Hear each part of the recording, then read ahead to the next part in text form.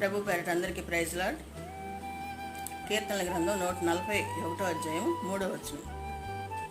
యెహోవా నా నోటికి కాపుదల ఉంచుము, నా పెదవుల ద్వారమునకు కాపు పెట్టుము, నా హృదయానికి కూడా దుష్టకార్యానికి పోకుండా త్రిప్పివేయమంటున్నాడు దావీదు మహారాజు. మనకైనా అంతే కదా, మన నోటికి కావలి ఉండాలా, వ్యర్థమైన మాటలు మాట్లాడకూడదు, కళ్ళెం ఉండదు మన నోటికి. ఏంటంటే మనం శాపవచనాలు మాట్లాడకూడదు, ఆశీర్వచనాలు మాట్లాడాలి.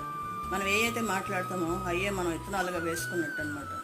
అట్లాగే నోటికి పెదవులకి కాపుదల ఉండాలి, మంచి మాటలు మన నోటికి రావాలా, ఎవరినైనా దీవించాలా, ఎవరిని కూడా శపించకూడదు, మంచి మాటలు మాట్లాడాలి. అలాగే ఎవరినైనా క్షమించే గుణం ఉండాలి. అట్లాగే దుష్కరాలు రాకుండా మనసును తిప్పేయమంటుంటారు మహారాజు. అట్లాగే మనం కూడా